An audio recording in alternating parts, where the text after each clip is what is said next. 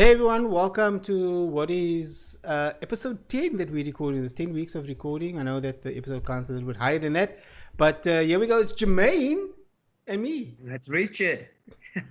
Other way. Right.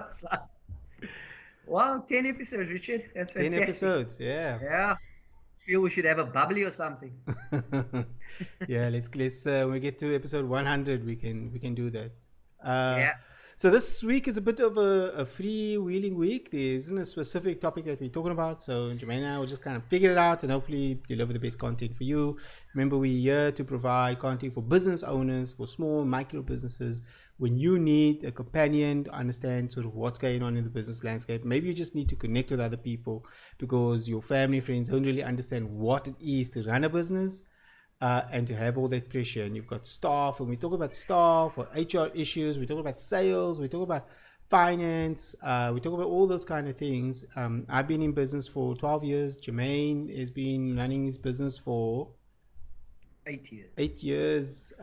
So we've got a few lessons under our belt, and we know a thing or two.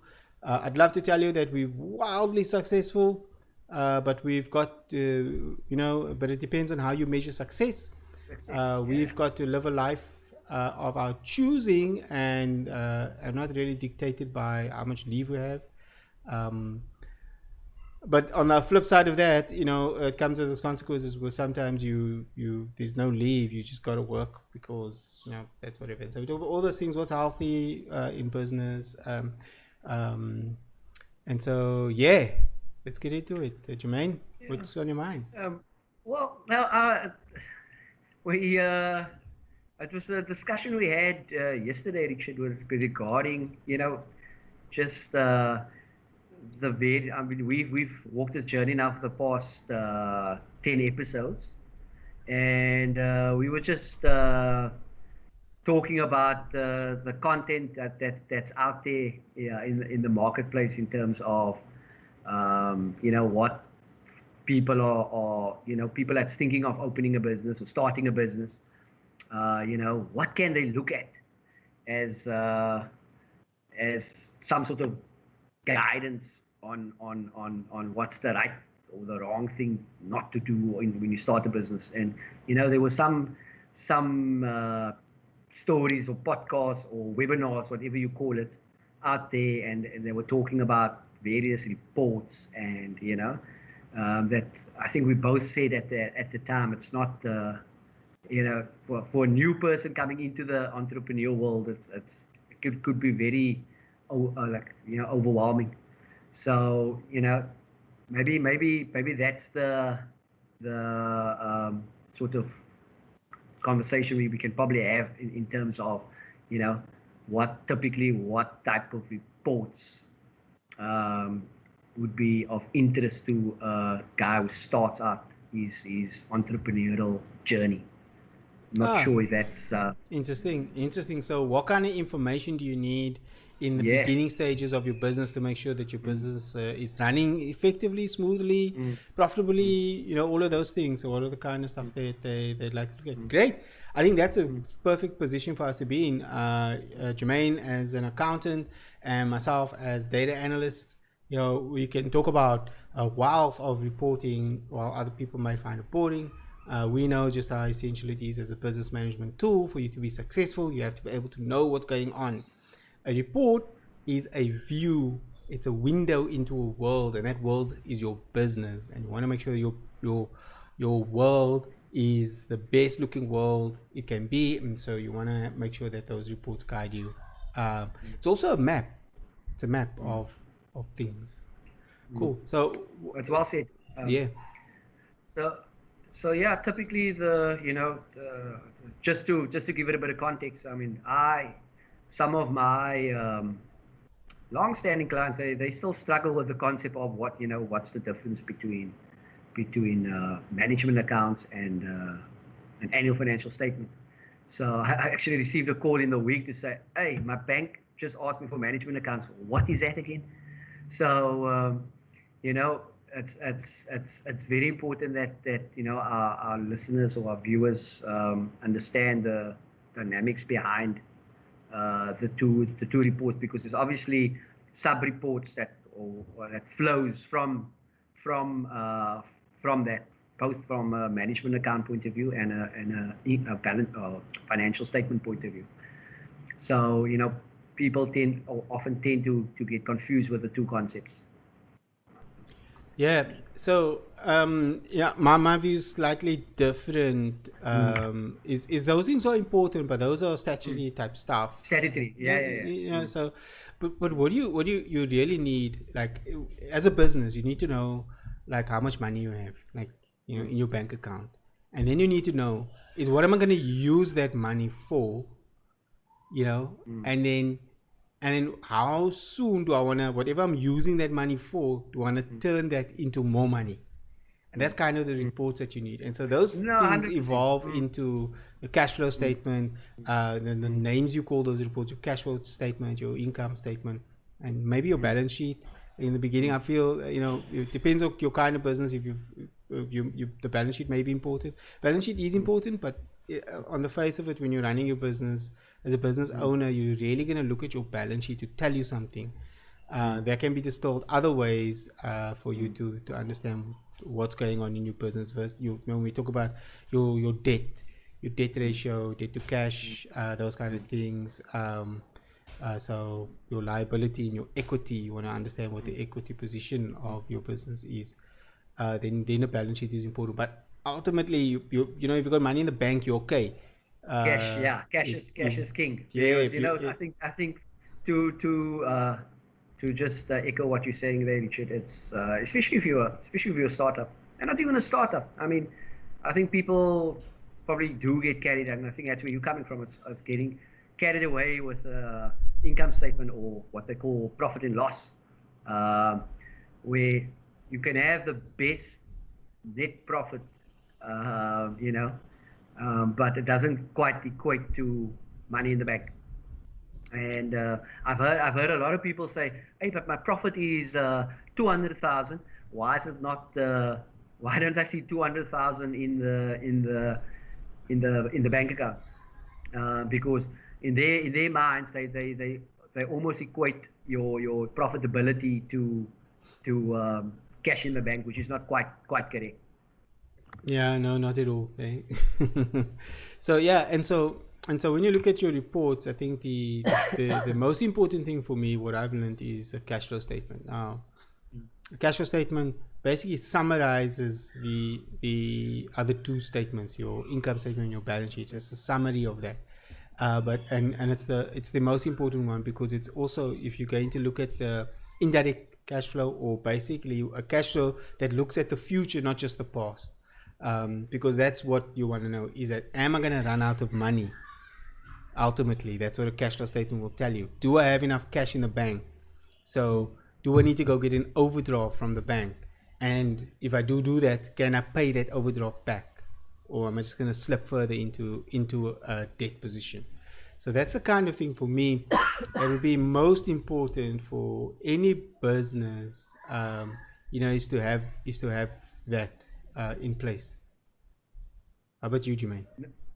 No, 100%. I mean, we again, just to too many times people get carried away with like ratios, etc. But cash, as I say, cash is king. What the cash flow statement does, like you said now, correctly said, Richard, is it takes your profitability and it literally extract what the cash component is. So if you look at it, adds back all the non-cash items, and you literally just left, after you've taken the movement between your balance sheet items like assets, liabilities, and then you're left with hard cash, and you can use that position to kind of forecast forward to see how long your business has in terms of your current flow in terms of fixed overheads, etc.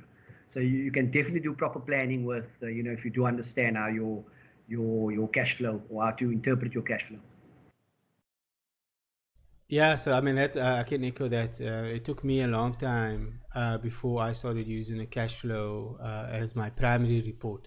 Even though these other things, and you don't even need an income statement. There's some simple tools that you can use to sort of do the summary level type income statement. I sold this much, like here's my cost of sales, or whatever it cost you to sell that thing. Depending on your business, if you're a small micro business, it's not difficult for you to calculate. You kind of know that. Are there any other expenses involved in sort of the running of the business? Do I have rent? Do I have petrol? Do I what cell phone, airtime, data costs associated? And then what's my net profit? So those things will flow directly into your cash flow statement.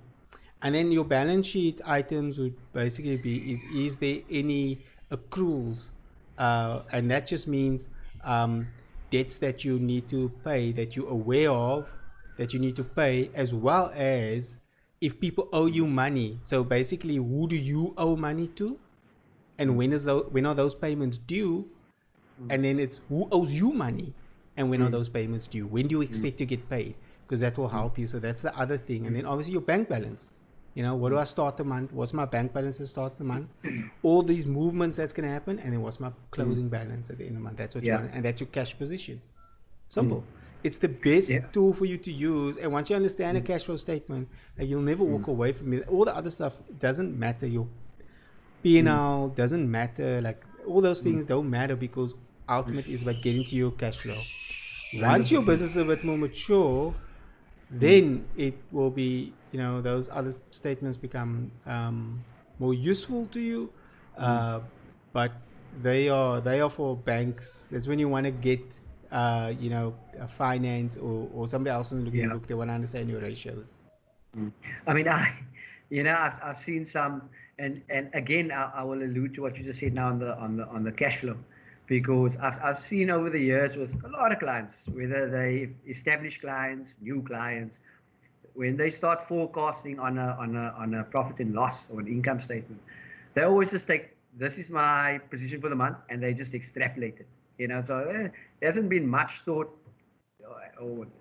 that went into the whole, okay, in month 4 I'm going to do this, and in month 5 I'm going to do that. So it's easy to do a forecast on a profit and loss. Once you start going to a cash flow, it starts getting a bit tricky, because especially if you got outstanding customers, like you just said, Richard, where you assuming, if you're going to assume all your customers will pay you at a certain point in time, great. But we all know that doesn't always happen, and especially now in the times that we're living in. You got to be very methodical about how you forecast on your cash flow, because 30% of your outstanding monies might come in month 1, 40% in month 2, and so forth and so forth. So cash flow is normally the like you said, is normally the one report that you gotta apply a bit more science to your forecasting. Yeah, and so I mean, I know that I remember like years ago. This is early 2000. And when I was, because I've always been tinkering around in business, it was only the late in 2000, 2007 when I took it seriously. But ABSA at the time, I had this app which was like a cash flow thingy, and I knew nothing about finance. And I opened, and it was so scary, and they asked like questions, and it's supposed to be helpful for you, but you actually know, you're supposed to know what those questions mean. Like they use the finance words like liabilities, and suddenly it's like, I mean, I know programming, and one of the things that I was thinking about, because I'm busy designing this new course, and it uses Excel. Weird, but anyway, so which most people do, so nothing weird about it. So I was trying to think, how do I explain like data, like a range of data, and there's different concepts of data. So I say I'm going to use like the intersection of the data, or the relationship of the data, and it occurred to me that people are going to lose me if I use those words, even though intersection and range are like, it's English words. If you know English, you'll know what that means.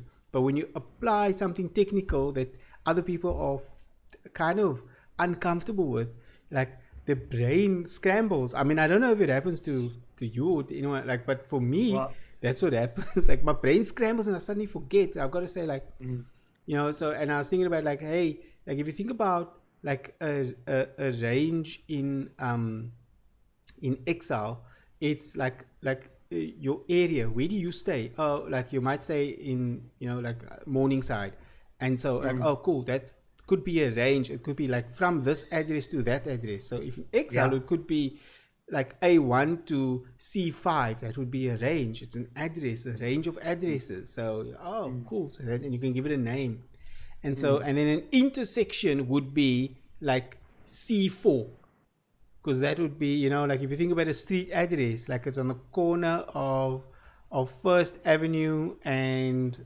Church Street. Those are the only things I could come up strangely enough for street names, but and that's That's a common name. It's an intersection. Like you think of it, a traffic intersection. It's a crossing of two things, and so when you think of like Excel, the rows and the columns, it's a crossing. And so that's kind of how I like explained it. And so back to this thing with the cash flow thing, I was doing this early 2000s and trying to understand what this app was asking me, even though like liabilities, like, oh, I had no idea what that word means because I got into a nervous rant and like, and so I got cloudy. But if you just think of, cool, like who do you owe money to?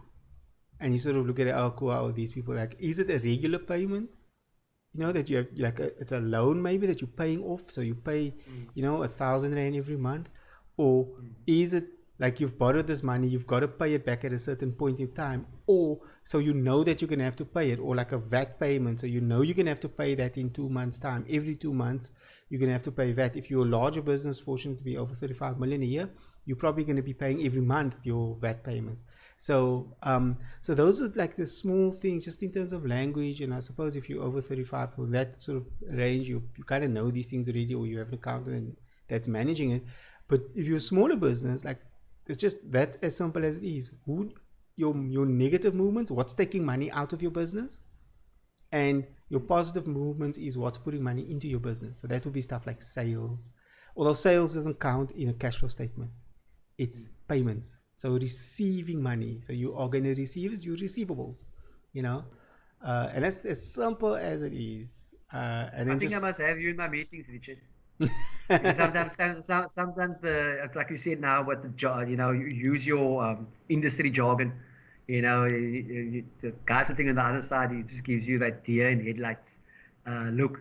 So I've got to constantly remind myself to use simple language and you've done it brilliantly. You've done it brilliantly. So I think I must get. I think you must come work your style. Eh? Yeah, I mean, look, it's just years of dealing with people, and also my own experiences is that people use these words, they learn these words, and I've been in a few scenarios where I'd ask somebody, "What does that mean?" And they go like, "I have no idea. It's GIS." Like everyone uses it around here. I know what it means, what it stands for, and like where it is, but I actually don't know what GIS means. Like, so I don't know. Again, why GIS? Maybe graphical information systems, because we were talking about addresses. That's why GIS came out. So yeah, but so that kind of thing does happen, and so when you understand a cash flow, it's very basic, and it's so important to know that like the movement of the money. If you have 500,000 in your bank, is all of that going to go somewhere? Is it going to go away and then you got nothing? Because what some people do, and I've done this as a human, foolish human. I've done this. I got some money in the bank. I'm going to go buy something, where it's like, you shouldn't do that. You should know, I'm not saying don't buy anything, but know what you can spend your money on. And that's not a budget, because a budget is assuming things went 100%. That's what a budget does. Picture. Yeah. You do that great. The cash flow is more real. Yeah. So okay, you thought this was gonna happen, but here's what actually happened. Happened. Yeah. So and then you can see, you can make those decisions, you can make better decisions, and that's what the good reporting is all about. It's there to help you make better business decisions. And that's what it's for. So cash flow statement to me would be the ultimate report. You don't need anything else. In the first 3 years of your business, 4 years, you probably you don't need to manage anything else except the cash flow statement. Yeah. I mean, something that you just mentioned now about, you can have that 500 or 1 million rand in the bank. I don't. If you can remember or recall a little exercise we did a year or two back, where just as an add-on little tool to your cash flow, where we did that what we call a life expectancy report, to say your 500,000 now, and you said it now, yeah, let's go spend and you can buy this and that and the other thing. But if you actually plot that journey and you do that projections on your cash flow, how far does that cash flow actually take you? If all of a sudden, for example, COVID, a couple of months hit, if you had 500,000 in March, how far did that 500,000 rand take you or took you during lockdown? So typically, cash flow would have been super important on the 27th of March when they announced the lockdown, because what might seem like a lot of money in the bank back then, it quickly diminished. And if you didn't put those plans and you didn't understood your cash flow, your business cash flow, there would have probably been some issues. Cool. So it is super important to understand cash flow. Yeah. So what's the phrase that they use? I've done a couple of accounting courses, and they always talk about the three different statements: income statements, the balance sheet, and the cash flow statement. Cash flow. And what did they say? Is it? It's glazing over here. But it goes something like about. Give me a clue. What profit is vanity. Oh. And yeah, what is that again? And then cash flow is king. So king or something like that. So it goes something. There's three statements. So something like that is profit is vanity and cash is king. So because again, profit doesn't equate to cash. So you can have super profits, and then the next month you write off a massive sale, and then there's a massive line in your income statement called bad debt, and then it means absolutely nothing. You had to write a profit down. It doesn't equate to cash in the bank. So cash is king. Absolutely.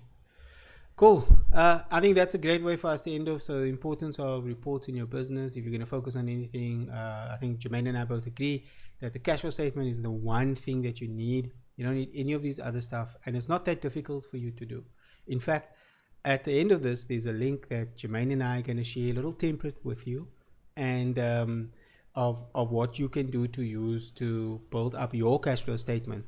And free, we're gonna have a link there as well where you can download this form. You can send your details, and if you want to, you can watch a little video and we show you how to fill it out. Fantastic. Yeah. Thanks everyone. My name is Richard Bezuidenhout, and you've been watching this. Thank you so much. If you found value, consider subscribing, and maybe share this with someone else that you think would get value out of the discussion that we have today. I'm Richard Bezuidenhout, and this is Jermaine Bull. Yeah, we got it right. Right. Oh.